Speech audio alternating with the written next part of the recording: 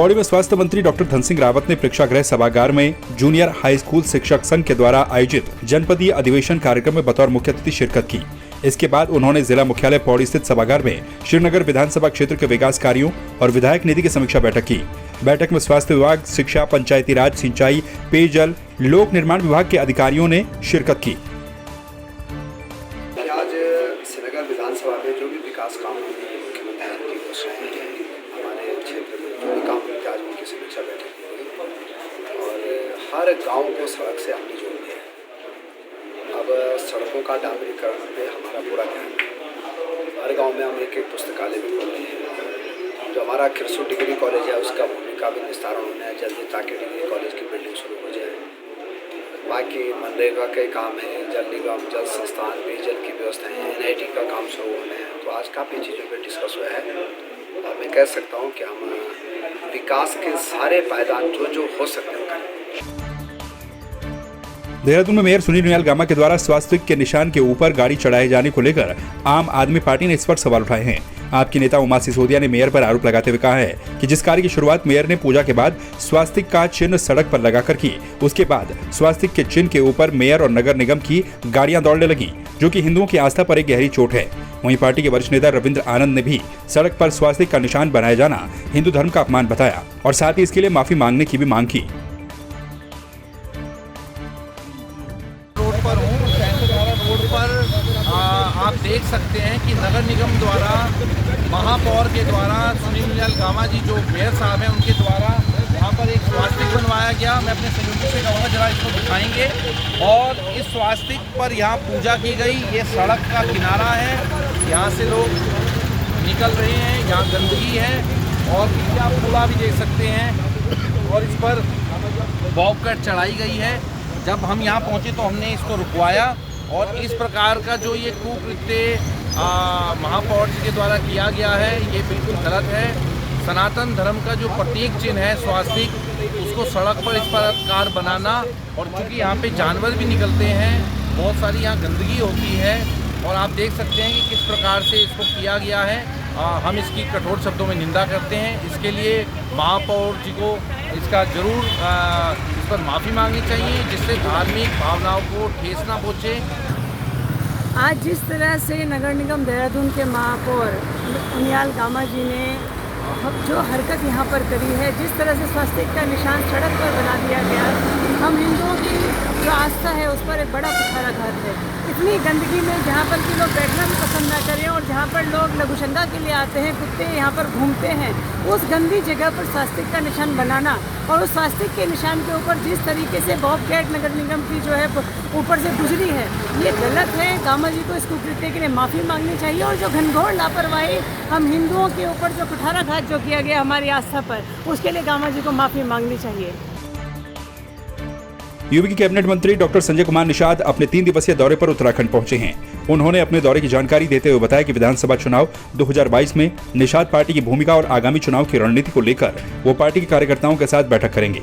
उन्होंने बताया कि निषाद पार्टी जल्द ही प्रदेश में कार्यकारिणी का विस्तार करने जा रही है। चंपावत उपचुनाव पर डॉक्टर निषाद का कहना है कि चंपावत में सीएम पुष्कर सिंह धामी भारी मतों से अपनी जीत दर्ज करेंगे। राज्य के तमाम सरकारी अस्पतालों में 2000 से अधिक कर्मचारी PRD और उपनल के माध्यम से आउटसोर्स पर रखे गए थे, लेकिन सरकार ने कोरोना के मामलों में कमी आने के बाद बीती 31 मार्च को अनुबंध के तहत इन कर्मचारियों को सेवाओं से हटा दिया था, जिसके बाद ये कर्मचारी आंदोलन कर रहे हैं। ऐसे में स्वास्थ्य मंत्री ने इन आउटसोर्सिंग कर्मचारियों को कैबिनेट बैठक में उनकी बहाली को लेकर प्रस्ताव लाने का आश्वासन दिया था, किंतु उनके सेवा विस्तार का कोई निर्णय न होने पर अब आउटसोर्सिंग कर्मचारी सरकार के खिलाफ आक्रोशित हो गए हैं।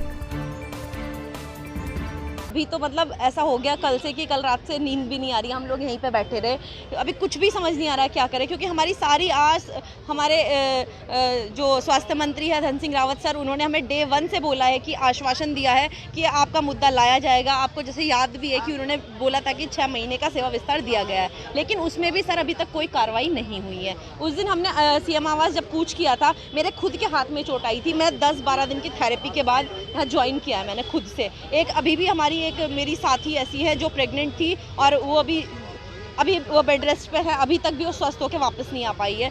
तो सर मैं सिर्फ ये जानना चाहूँगी कि हमें आश्वासन 50 दिन आज हो चुके हैं, हमें ये आश्वासन क्यों दिया गया कि हम आपकी सुनेंगे और कैबिनेट में हमारा मुद्दा क्यों नहीं लाया गया। उसके बाद जब हम कल सर से मिलने गए तो सर ने हमें बोला कि रात तक ज्वाइनिंग लेटर तुम्हारे पास आ जाएगा। सर अभी टाइम हो चुका है, 12 बज चुके हैं, अभी तक हमें कोई लेटर नहीं मिला है। हमें सिर्फ झूठा आश्वासन मिल रहा है सरकार की तरफ से, लेकिन ये क्यों हो रहा है मुझे बिल्कुल समझ नहीं आ रहा है। हम आपको बताना चाहते हैं यहाँ पे प्रदेश भर के केवल पदाधिकारी लोग यहाँ पर इकट्ठे हैं। प्रदेश भर से पूरा प्रेशराइज्ड है, हर जगह से फ़ोन आ रहे हैं हम लोगों को कि हम पूरी संख्या में जितने भी हम लोग लगे हुए हैं सारे लोग देहरादून आने को तैयार हैं और कह रहे हैं कि एकता विहार में बैठ के हम सभी लोग बैठकर धरना देंगे। पौड़ी जिले के चौबटखाल विधानसभा में भारी तूफान से तहसील चौबटखाल के अंतर्गत विकासखंड एकेश्वर और पोखरा में भारी नुकसान हुआ। पूर्व ब्लॉक प्रमुख पोखरा पुष्कर जोशी और बीजेपी नेता गौरव जोशी ने कैबिनेट मंत्री सतपाल महाराज से स्थानीय लोगों को मुआवजा देने की मांग की।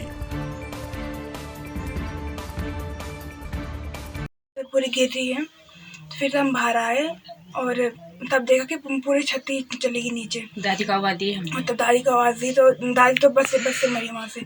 तो मतलब वैसे कुछ हुआ नहीं, मतलब पर हमारा मतलब बहुत नुकसान हुआ है और हम सरकार से अपील करेंगे कि हमारी वो सुने। हम यहाँ पर सुबह आते हैं तो जब नज़ारा देखते हैं तो जीवन में कभी नहीं देखा। और इस समय मैं जिला प्रशासन, माननीय संबंधित माननीय मंत्रीगणों, माननीय मुख्यमंत्री से मांग करता हूँ कि इनका लगभग समय लाखों रुपए का नुकसान हो गया है। इनका आय का कोई साधन नहीं है। तत्काल समय संबंधित अधिकारी, संबंधित माननीय मंत्री संज्ञान लें और इनकी समस्या का निस्तारण करें, इनको आर्थिक सहायता दें। जो भी अभी आपदा घटनाएं होती हैं उसमें संबंधित तहसील से निर्देश दिया गया है, जब भी भारी वर्षा हो, आंधी तूफान हो, उसमें किसी का मकान क्षतिग्रस्त होता है या किसी का पशु हानि होती है या भूमि क्षति होती है, संबंधित रिपोर्ट हमको तत्काल 24 घंटे के अंदर प्राप्त किया जाए। जो घटना की जानकारी आ रही है पोखड़ा की, उसको भी हम जो है संबंधित तहसील से जाँच करवाते हैं, उस पर शीघ्रता से कार्रवाई करें। टिहरी में 15 मई से 7 जून तक चलने वाली पुलिस भर्ती परीक्षा की तैयारियों को लेकर एसएसपी ने चंबा पुलिस लाइन का निरीक्षण किया और अधिकारियों को जरूरी दिशा निर्देश भी दिए। जिले में करीब 9,500 अभ्यर्थी हिस्सा लेंगे।